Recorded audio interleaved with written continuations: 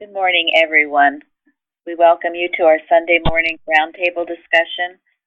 It's Sunday, February 17th, 2019. We are recording from the Plainfield Christian Science Church Independent, Plainfield, New Jersey, the United States of America, and we will start with our morning prayer.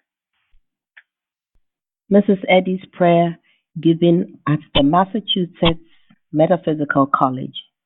This prayer is also found in the Blue Book on page 171.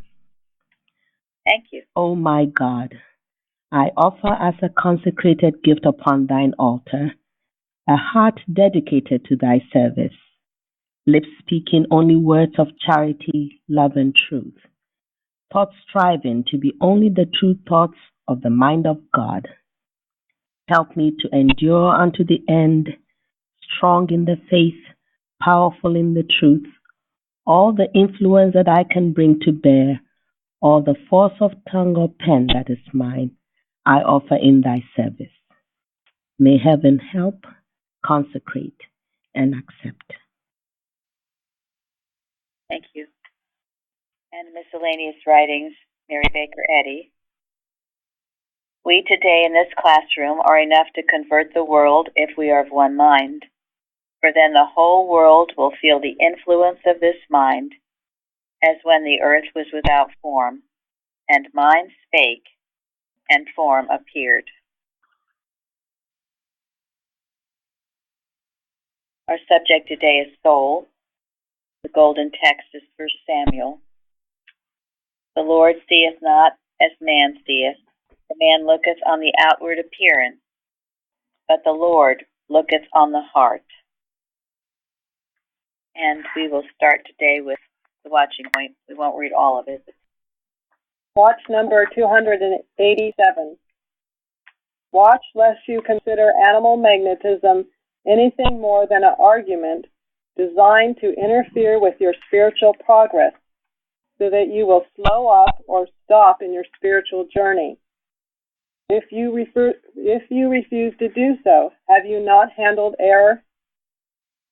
When we hear error's frightening arguments, they should have but one effect upon us, just as the presence of a chicken hawk has but one effect upon the little chicken. It hurries to the shelter of its mother's wing. It does not stop to try to fight the hawk because it knows that it cannot. So we cannot stop to fight the air and expect to win, since only divine power can vanquish the foe. To God there is none. Once when a student of Mrs. Eddy's was frightened by the arguments of death to the point where she was endeavoring to fight the last enemy single-handed, the leader sent her this message, quote, God gave you an abiding sense of life that needs not to be fought for. Remember this and you will live forever, end quote. At once the claim of death was vanquished and she was restored to harmony. Thank you. Any comments about that? I think it applies to Jeremy's forum. Jeremy? Well, I'm just really grateful how I continue to see more things in these stories, and how David, when he took that stone out of his bag and playing it and took out Goliath, he was taking that nugget of truth, and I just think that's wonderful how Plainfield has given me so much so that when these claims come up, I don't have to be wallowing in fear and anger and all that. But I can use that truth and know that that claim is robbed of its imaginary powers. Thank you. Animal magnetism is always talking, trying to whisper in your ear. And if you do slow down and invite it into your home and have a cup of tea with it, you're cooked. We're waiting. I wanted to say, and for Jeremy, as soon as I read his post, I thought, and it doesn't have to be on and on, and it's a small, you can take one small truth and hold to it, and I'm learning that. Thank you. That's how it should be. And in our story about David and Goliath yesterday, we certainly covered many of these points. Just one small truth, and this is what I call your arsenal. This is why you study. This is why you have these truths. Kill it, and you kill it fast before it grows. You don't have a conversation. And there's no such thing as a small truth. You know, truth comes to us in bits and pieces when we are ready, when we need it. And, you know, a glimpse of the truth seems small at the time, but a glimpse of the truth has all the power of all the truth. That's good. Yeah, and that's why it will always work. You don't have to understand all the truth there is, okay, in order to heal, in order to be blessed, in order to have a life God intends for you to have. You just need to put into practice and stick with the truth that you actually know. Thank you. So, absolutely, and it's all power because the truth is God, and it has all power, and it will kill any Goliath in your life if you aim it well, as David did, and mean it. It will shut it down and shut it off. So don't let it slow you down. Don't let it make you turn around and look at it and think about it and build in your thought. Kill it quickly. And it takes moral courage to do this. And I'm sure you all noticed that word moral and moral courage was in the lesson quite a bit. Would anyone like to say anything more about David and Goliath before we go into science and health? Or about anything, the Bible section? I loved in Proverbs where it says, the integrity of the upright shall guide them. And integrity is, along with moral courage, it's wholeness, entireness, unbroken state, moral soundness, or purity. So that when you want God guiding you, if you have that goodness within you, your motives are pure and right, you love God, you love your neighbor as yourself, that within you is what will guide you to do the right thing, won't it? God speaking. Yes, it will. Thank you. I'm glad somebody's alive. Yeah, and it's not a mystery. It only seems like a mystery to the human mind. But it's not a mystery. When you are striving to know the truth, when you're striving to do the right thing, when you're striving to do the best thing there is for those around you, unselfish, and unselfed, that is God guiding you. And you can count on it. And that's why this is in the lesson on soul, because it's your spiritual sense that guides you correctly. It's not the material senses that guide you at all. They will deceive you, in fact.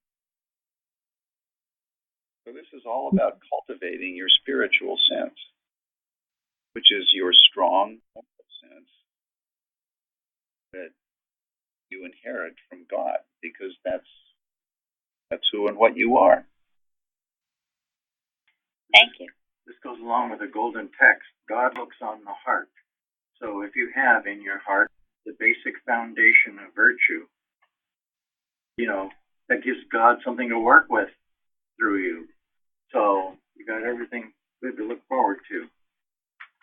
There may be lessons and stumbles along the way, but God is with you all the way. Thank you. Mrs. Eddy also in page 162 of miscellaneous writings says something about this unselfing in order to put on our true self. He says that there was no incorporeal Jesus of Nazareth. The spiritual man, or Christ, was after the similitude of the Father, without corporeality or finite mind. Materiality, worldliness, human pride, or self-will by demoralizing his motives and Christ-likeness, would have dethroned his power as the Christ. To carry out his holy purpose, he must be oblivious of human self. Of the lineage of David, like him, he went forth, simple as a shepherd boy, to disarm the Goliath.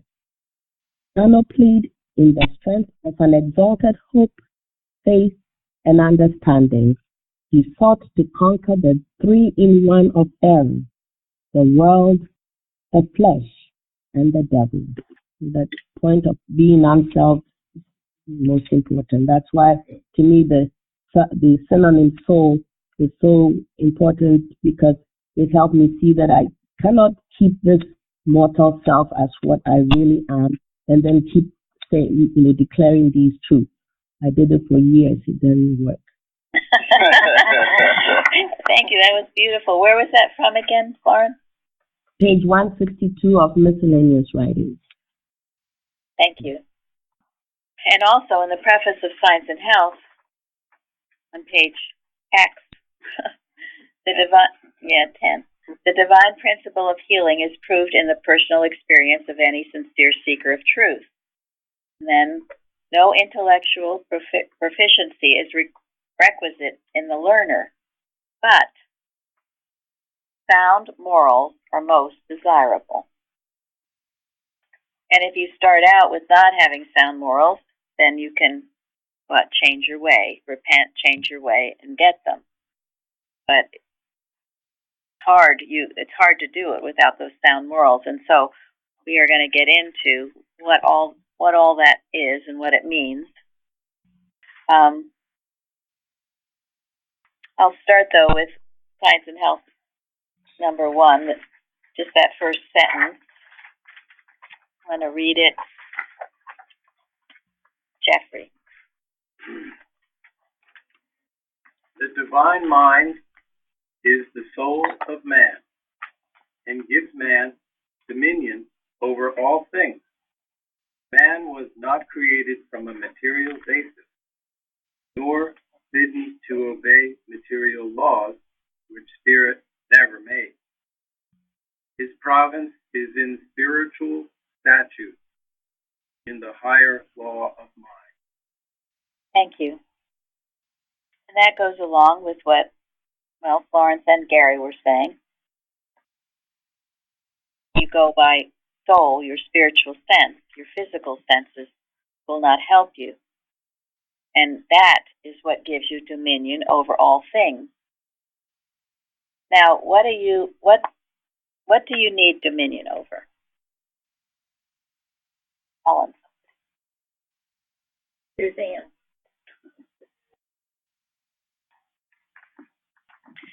All material sense suggestions. Okay, that's right, that's a broad cop out, Suzanne. About trying to please people. About fear, over fear. Okay. Fairly. What do you need dominion over, Fairly? Anxiety. Okay. Good. Linda, what did you say? Trying to please people, make people happy around you, and make things smooth. Jeremy? Clicks in the phone line. Yeah, clicks in the phone line. Cut it out, phone line. Well? Pride, yes. Bad news. Fear. Bad news. Whoever said that, thank you. Who else? Fear. Fear, yep. Fear. Anything to do with self. Self, okay. Self-pity. That's good. The past. Yeah, that's a good one. The past. Self-will. Yes. Negativity. Yes. Personal sense. Resentment. Okay. Emotional reactions, people. Good. Yep. Reacting adversely when I see signs of socialism. Okay. How about bad health? Yeah. Well, or, relationships, somebody you're just not getting along with. Now we can be more specific, but perhaps it's best we don't. But there's certain things, and so you can have dominion over all of these things when you turn to God, when you turn to soul, and then expressing the moral courage to do it.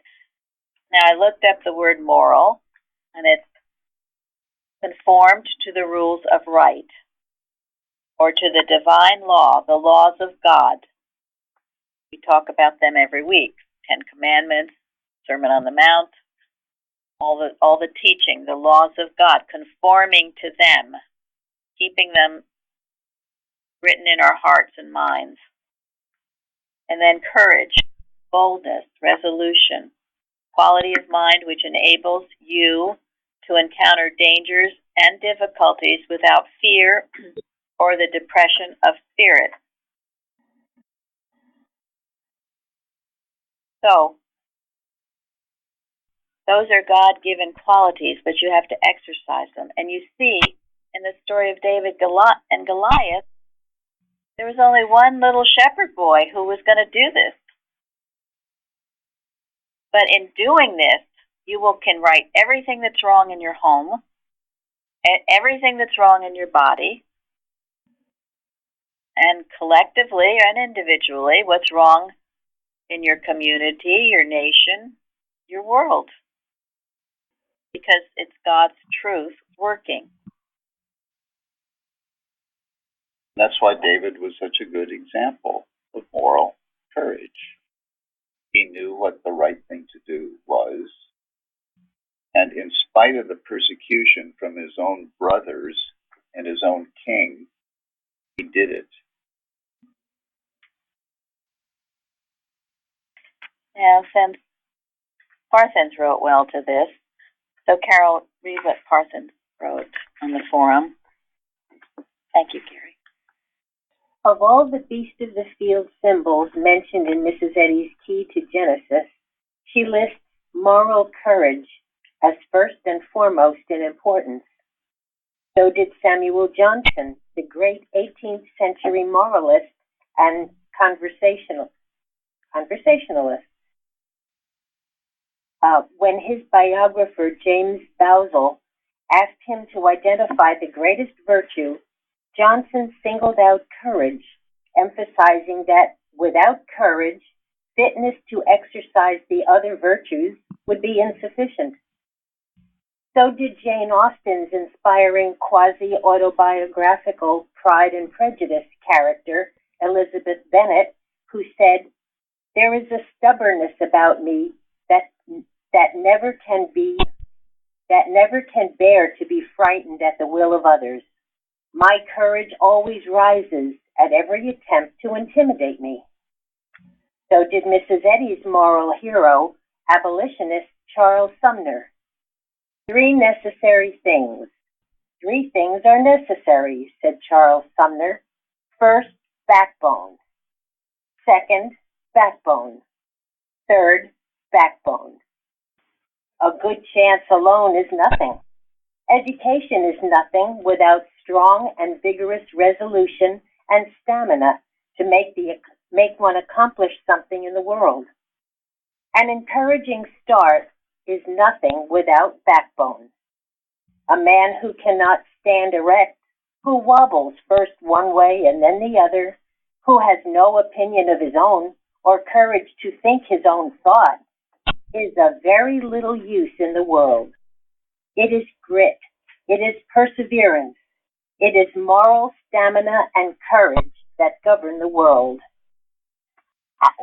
Yeah, thank you. And I'm sure that Sharon and Carol didn't know for our calendar statement. Yeah. One must express one's spiritual identity with a backbone instead of a wishbone. Goes quite well with everything. That's the one mind operating. So think of yourself. How do you operate in your home? Are you wobbling and wishy-washy and wishing for things to get better?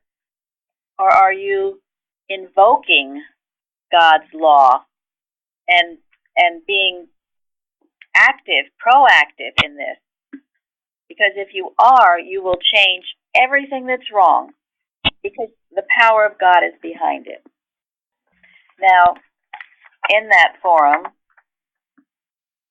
Florence went on to talk about the most Christian state is one of rectitude and spiritual understanding, and this is best adapted for healing the sick.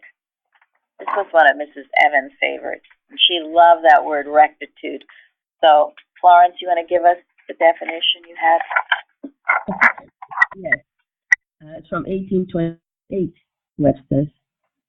Rectitude, immorality, rightness of principle or practice, uprightness of mind, exact conformity to truth or to the rules prescribed for moral conduct, either by divine or human laws. Rectitude of mind is the disposition to act in conformity to any known standard of right, truth, or justice. Perfect rectitude belongs only to the Supreme Being. The more nearly the rectitude of men approaches to the standard of divine law, the more exalted and dignified is their character. Want of rectitude is not only sinful, but debasing. You're there. Wow. It's sinful and debasing. What's debasing? Makes you less than what you're supposed to be. Yes. It's less than that, in fact. Like undermining. It brings you down. And that's how you feel, because if you're in a home where there's things going on that are not right, and you just continue to let it go on, and you are, as Charles Sumner described, wobbly and wishy-washy and not standing for the truth, it grates on you, or it's not a good feeling. And to stand up to it, it isn't all that hard as you might think. The more you let it go on, the worse it would seem to appear. So if you've let it go on for a long time, those whisperings of error, well, start today to change that, step by step. Now, because, after all, you do have to live with yourself. And if you get to the point where it's hard for you to live with yourself, that's a sign that you've let it go on way, way, way too long. And those around you are not blessed by your giving in to something that's wrong. You're blessing them when you stand up to it. Again, because it's not personal. Evil is not personal. And when you stand up to it, you do yourself the most good, but you also do the most good for everyone around you that sees it and that's influenced by it.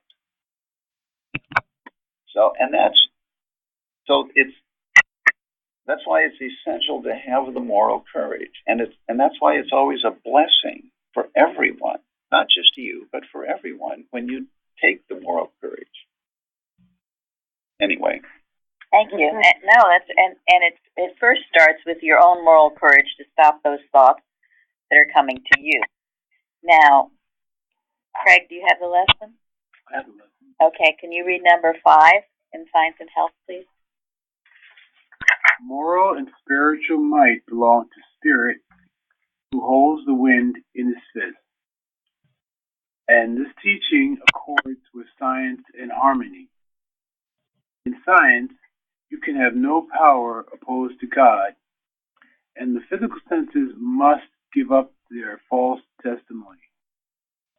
Your influence for good depends on the weight you throw into the right scale. The good you do and embody gives you the only power obtainable. Evil is not power. It is a mockery of strength, which ere long betrays its weakness and falls never to rise. Thank you. And Florence, you spoke to this too. Evil is not power. You want to say anything? You see, to have the moral courage, you have to be like David. You've got to understand this point. Evil is not power. You can have no power opposed to God. If you think it is power, and whoever or whatever you're trying to address is powerful, then that renders you incapable of standing up to it. You've got to accept a basic truth that if it is evil, it does not have power. Lawrence? Yes. Yeah, and the fact that, if we're knowing this teaching that Mrs. Eddy so emphasizes throughout, God is all power, all presence, all knowledge. If that is becoming more clear to us, then again we are knowing that that is the reality. Evil is not power. But I must admit, when things go on and I used to let them go on because I was so afraid to say anything. I lacked the courage to say anything because whatever the presenting error was to me was more powerful, I was saying, I guess, than God. God has given us, we have to pray for everything. So I started to pray for courage. And yes, as time went on, I was given courage. And sometimes the things I said, I know I didn't say them. It is God who spoke. So, And thank you. It's a very important point. Because when you realize all these things, you're unwinding your snarls and you're getting to realize that this has no power, it's not the truth, then something does come over you and you can speak to it with an authority and a courage that you never thought you had. And I don't have that quote. It's been one of my favorites. I've given testimonies about it, but it starts off that cowardice is not power. It can't conquer anything. And you have to start knowing that cowardice is no part of you. And error, you see, error wants to intimidate you, just like Goliath was. Could there ever be anything more intimidating in your life than that was? Good grief, 40 days. I mean, he's 11 feet tall. He's 125 pounds of armor, and he's saying, I'm going to cut you up in pieces. And everyone you know is scared of him. And everyone you know is terrified. So if he can do it, come on, guys. Whatever it's trying to tell you can't be done, but you strip it bare, understanding this principle. That's why in a watch Mrs. Evans gave years ago, it starts off, because God is omnipotent, omniscient, omnipresent, good. There is no such thing as animal magnetism calling itself, and then you can fill in the blanks. But you start off just as Florence read with omnis. God's all presence. If he's all presence, all power, all knowledge, well, what's left to be afraid of? I have a quote which was attributed to Mrs. Eddy. I don't know where it came from, but it says, "There is neither power nor reality in evil, for there is no God in it. It has no life, truth, or love." And I found that helpful at times, just to know that that is not God. It has no power. And to more or less approach it from that basis quite often just disarms that thought. Thank you very much. And the quote I was trying to think of is, cowardice never conquers. And to get out of any situation, you've got to know this. You can't let the wrong rule the right. This is definitely a paraphrase. But you meet whatever it is you're afraid of. You don't cower from it or run from it. Because if you run from it, what will it do? Chase you. It will chase you, yes. You'll just be running and running forever. Mrs. Eddy also talks about timidity. I don't have the quote, but he's talking about that won't work either. So learn my lessons well. Yes, and she says timidity is selfishness. And that, I remember that was given to me years ago because I was Little Miss Timid. And that was, oh my gosh, I never thought that I was selfish or that it was selfish. but it stripped it down, and I could see it is selfish.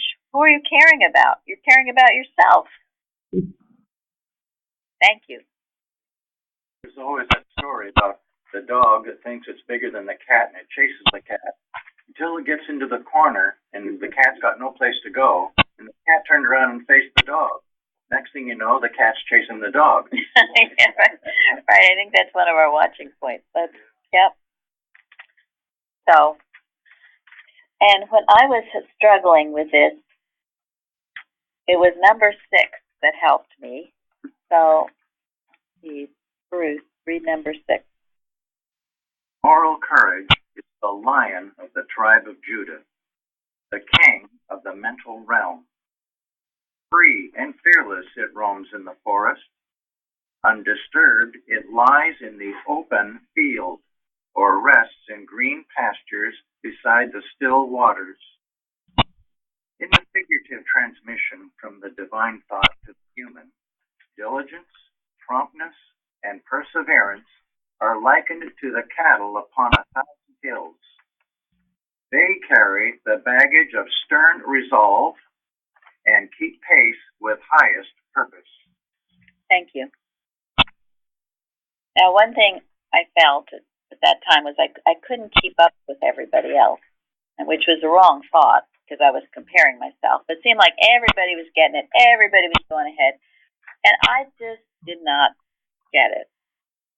And I'm not sure that I understand all of this statement. I've looked up the cattle upon 1,000 hills and things like that. But anyway, the three qualities of God, I would say, expressed in there: diligence, promptness, perseverance. Well, I thought, well, I can express those qualities. If I can't do anything else, I will take those qualities and I will work with them. So what is diligence? Constant effort to accomplish what we undertake. Thank you. Earnest endeavor. Thank you. Good for you. Don't give up easily. Thank you. Okay. Are you going to make it a constant effort, or are you going to do it on Saturday and not on Tuesday? Has to be constant. It has to be constant. Every day, take stock, keep at it. Promptness. Always react to do something, do it just when it needs to be done. Thank you.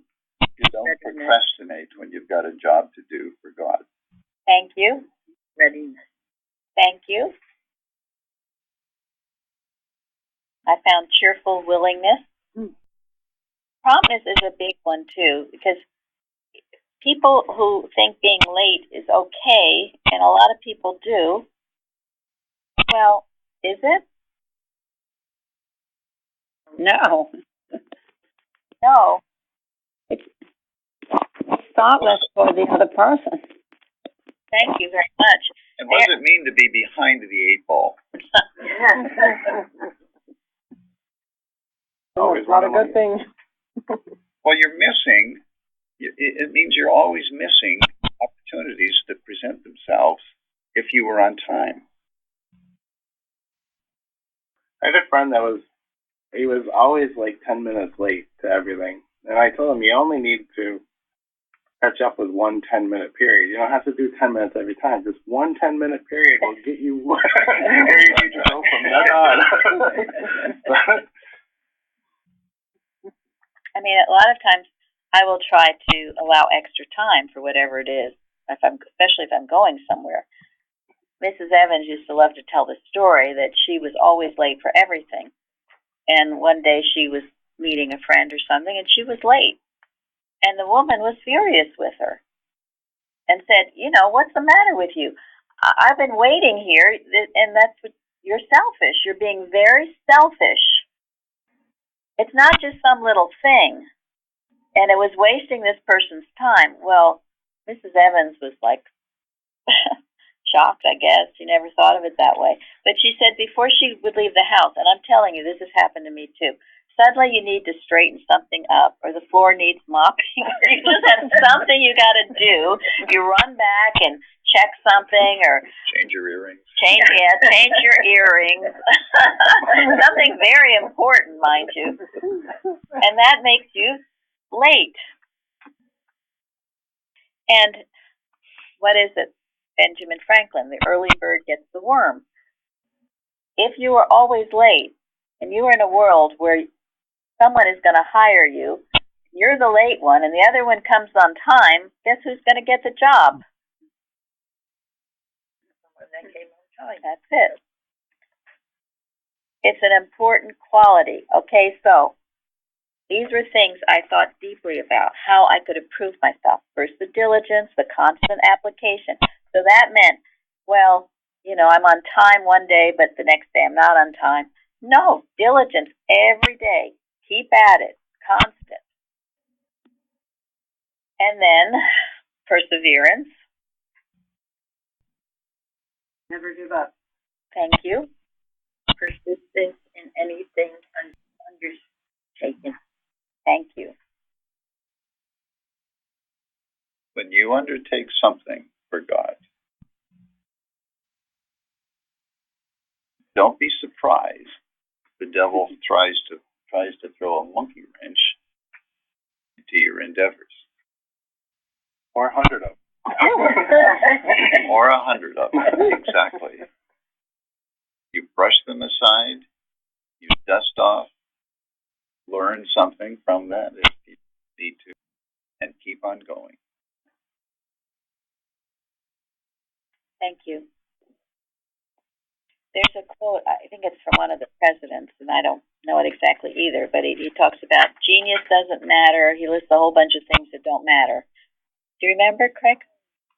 I don't remember something like Einstein said, but I don't know the exact quote now. Well, all these other things, education, genius. Yeah, that was Ray Kroc, founder of McDonald's. He said, geniuses is very common, but can be derelict. Persistence, perseverance is everything. Thank you. Thank you. And there is another one too by some president, I forget which one, but he said yes. And I see it. You see it because I've known people who actually have checked their intelligence and consider themselves geniuses, and they have amounted to Zippo. Mrs. Eddy said, sincerity is more successful than genius or talent. Thank you. That's an excellent one. I have the quote on persistence. I found it. If I want me to read it. Sure, go ahead, Michael. Nothing in this world can take the place of persistence. Talent will not. Nothing is more common than unsuccessful men with talent. Genius will not. Unrewarded genius is almost a proverb. Education will not. The world is full of educated derelicts. Persistence and determination alone are omnipotent. That's Calvin Coolidge. Thank you very much. That was the quote I was looking for. Good old Calvin. Yeah. Thank you. So, you can do this. If you think you can't do anything else, take these qualities and work on them. And then, the crowning point is they carry the baggage of stern resolve and then keep pace with the highest purpose. What is stern?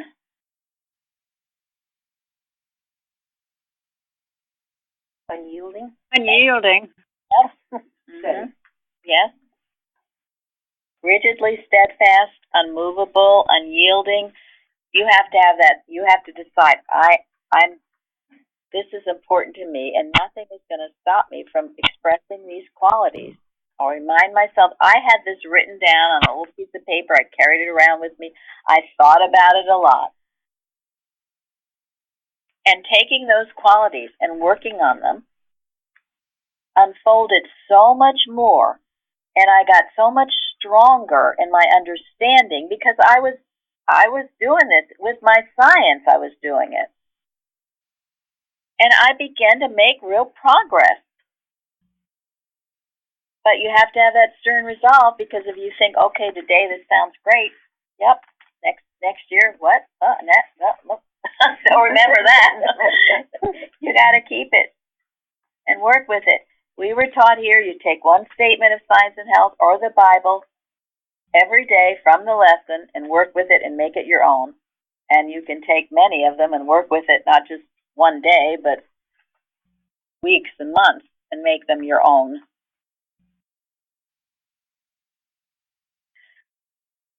So work with these things. You have the right to have the moral courage, and you will get it as you apply these truths and qualities of God.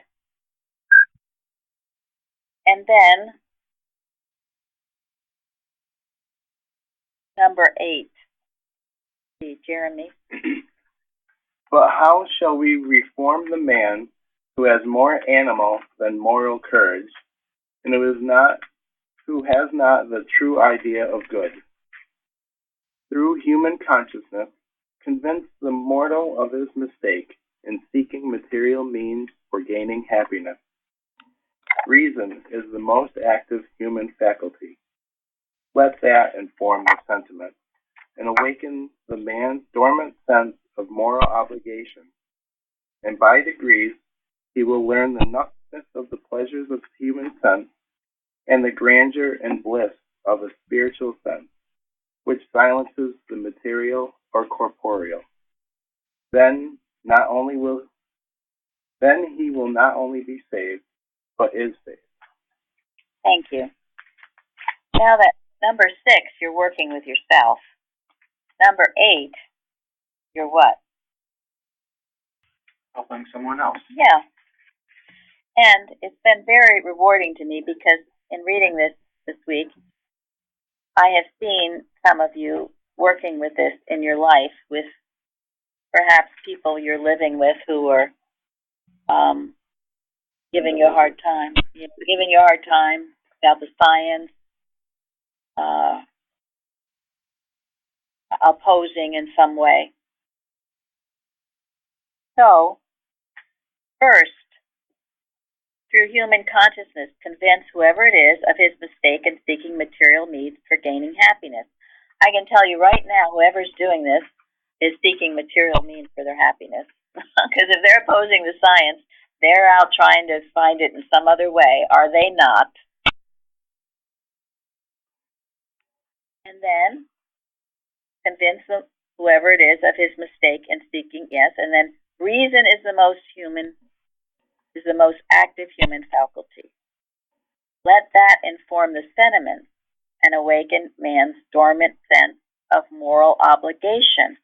Now, and a lot of this you do by your example. They'll notice how happy you are. They'll notice how much healing is in your life. They will notice how you are expressing the qualities of diligence, promptness, and perseverance. They will notice great changes in you. Now, whether they will say that or admit to it, most likely not. But they're watching and they're seeing. They're reasoning within themselves what's going on. And you can expect the truth to work in them. You don't have to talk them into anything. Thank you. So true. Because the talking can make for resistance. But you're living it. They can't resist that. They will notice it. And of course, you can say things like, excuse me, I have to go do my watch. Or time for me to go to our service. Or things like that, kindly and lovingly. But again, not, I will do it Wednesday, but not Sunday, or whatever. The persistence to keep at it. They will know, they will feel they've hit something they never saw before in you. And they will feel the stern resolve. Yes. And they will feel a strength about you that they never felt before, because you were the wobbly one, who had no opinion, couldn't think your own thought, and was just trying to please whatever was going on at the moment. And here, this Charles Sumner, that quote from Parthens, is saying the same thing. And what's most needed? Backbone, backbone, backbone. All three things. I realize you're right for your liberties being taken when you are wishy-washy. It's perfect. Absolutely. Yes. And eventually you'll feel like a doormat. It's an awful feeling. But take hope, because this is our guide here. This is telling you. So, by degrees, this person will learn the nothingness of the pleasures of human sense and the grandeur and bliss of spiritual sense, which silences the material or corporeal, and then he will not be saved, but he is saved. He will be saved, but he is saved. And you see the bliss of this living unselfishly. That's another thing, because they want you to, do all these things because they're not happy. You cannot be happy without God. I'm sorry, you can't. You can go snowboarding and skiing and to Disneyland and here and there, but you're still not happy. I've seen it firsthand. They want you to join them, but you've got to have that stern resolve of what's important to you, what makes you happy. What is it, Mrs. Eddy say? There's more love in one good deed, more life in one good deed than all the blood that goes through the veins. And that is your life. And when they see you getting joy from your watches, from your attending church, and from whatever else you do, they'll notice it. They'll change. And this idea of, I love it, the rousing the dormant understanding, awaken the man's dormant sense of moral obligation. Now, because the definition of church is rousing the dormant understanding from material beliefs to the apprehension of spiritual ideas and the demonstration of divine science, thereby casting out devils or error and healing the sick. Remember, it's always an awakening. And these people, whoever it is, whatever it is, they are a child of God. It's in them naturally and normally. For some reason, it's hidden for a while. But you're awakening what they already know. You're not trying to teach a stupid person anything. You're awakening the truth within them. And your example, you're living it and expressing diligence, promptness, perseverance. Because they're going to count on you. They'll say, okay, she or he, yeah, they're acting this way today, but tomorrow I'll get them. Tomorrow they'll be different. They will test you. They will test you. So they're the perseverance. They will continue to test you. And they'll make you feel like you've made no progress, that they're totally haven't gotten anything. They haven't gotten a thing, but they have. And my great joy is hearing that many of you are proving this. It reminds me of that quote, how you do one thing is how you do everything. And that's kind of the standard that you're mentioning here. Thank you. That's it. You incorporate it in your life. And this is the moral courage. And the test is not how you act when you're at church. The test is how you act at home or on the job.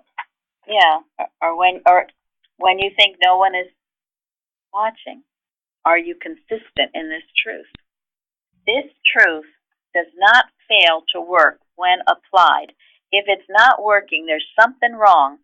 And it goes on about another qualities are fidelity and honesty, qualities which ensure success in this science. And it's what Gary says. you should practice well what you know, even if you call it a small piece of truth, whatever it is, whatever truth you know. Take it, practice it, and you will advance in proportion to your honesty and fidelity, qualities which ensure success. She doesn't say maybe it'll be successful. Give it a college try. She says it will be. But are you honest? And are you faithful? And to that degree, you will be successful. And that is moral courage. And we will end with miscellaneous writings, page 268. From Vainglory. The Christian Scientist keeps straight to the course.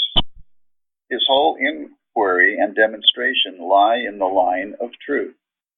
Hence, he suffers no shipwreck in a starless night on the shoals of vainglory.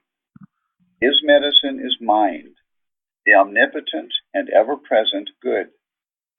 His help is from the Lord, who heals body and mind, head and heart, changing the affections, enlightening the misguided senses, and curing alike the sin and the mortal sinner. God's preparations for the sick are potions of His own qualities. His therapeutics are antidotes for the ailments of mortal mind and body.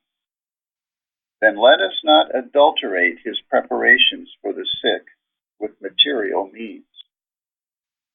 From lack of moral strength, empires fall.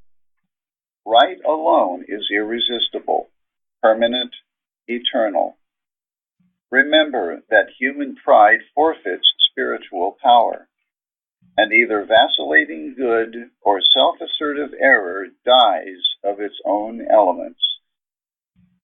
Through patience, we must possess the sense of truth, and truth is used to waiting. Commit thy way unto the Lord. Trust also in Him, and He shall bring it to pass. Isn't that wonderful? So, that's the truth. That's the truth. and I love that idea that God's preparations for the sick are potions of His own qualities. Give yourself that potion of His qualities, and all things are possible. Take that. And run with it. Yeah, run with it. Okay. Have a good day. We'll have a good service. Thank you all for joining. Thank you. Thank you. Thank you.